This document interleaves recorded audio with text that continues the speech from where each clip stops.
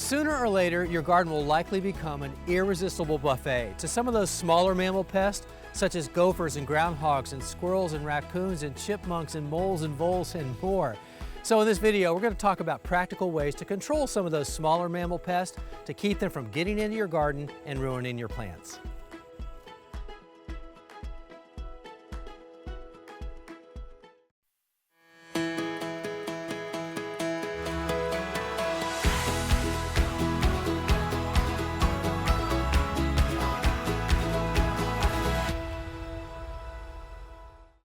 Now, when it comes to preventing mammal pests from getting into where you don't want them to go, the only real successful way to do that is with a physical barrier.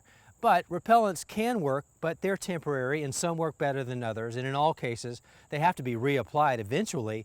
So back to that physical barrier, that's your best bet every time. But even then, it has to be tall enough, wide enough, and the spacing within the barrier has to be small enough to prevent whatever it is you're trying to keep out from getting in. Now, sometimes a simple barrier can do the trick. And visit my garden any time of the year, and you're going to see these livestock or cattle panels at work somewhere. These were used to trellis my tomatoes growing out of my straw bales and grow bags. Of course, I use them to trellis my vining crops like my peas, and I always use them for my tomato cages, but I always have leftover pieces as well. So when I noticed that my raised beds were constantly being dug into by our free-range chickens and squirrels and even our barn cats, I was getting pretty tired of that. So I thought about using those leftover pieces and just laying them across the raised beds as a physical deterrent and barrier from those animals being able to do what they want to do. And you know what? After about 6 years, they've worked like a charm. So about those livestock panels. This is a cattle panel. You get them at the farm and tractor supply store. They're about $23. They're 16 feet long and about 4 feet wide, and they cost about $23. They're readily available, and they're easier to get home than you think, and they're not hard to cut with a bolt cutter.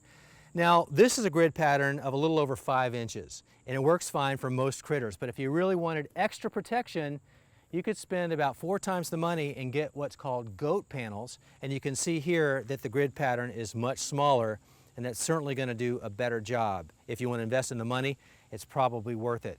But these panels have been indispensable, and they are always in use in my garden to prevent those seeds from being dug up or those seedlings that are newly planted from being disrupted. This does the trick. And then you have those annoying digging critters that want to get into your bed from underneath. And I'm talking mostly about gophers and groundhogs and moles and voles, but there are others. And the best way to prevent them from getting to your plant is using a physical barrier of hardware cloth. Now, hardware cloth is just galvanized wire, and this is an example of that.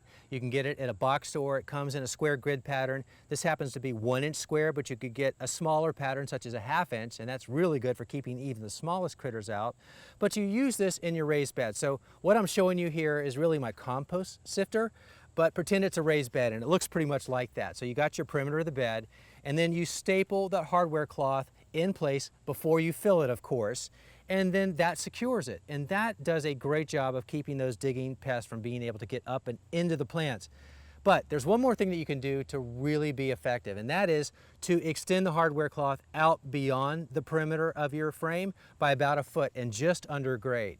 And when you do that, as the digging pest comes up to your bed and they start to dig, they're going to encounter that hardware cloth about 1 foot before they even get to the bed, and that's a really great deterrent from stopping them from being able to get in and doing their damage. And one final thought.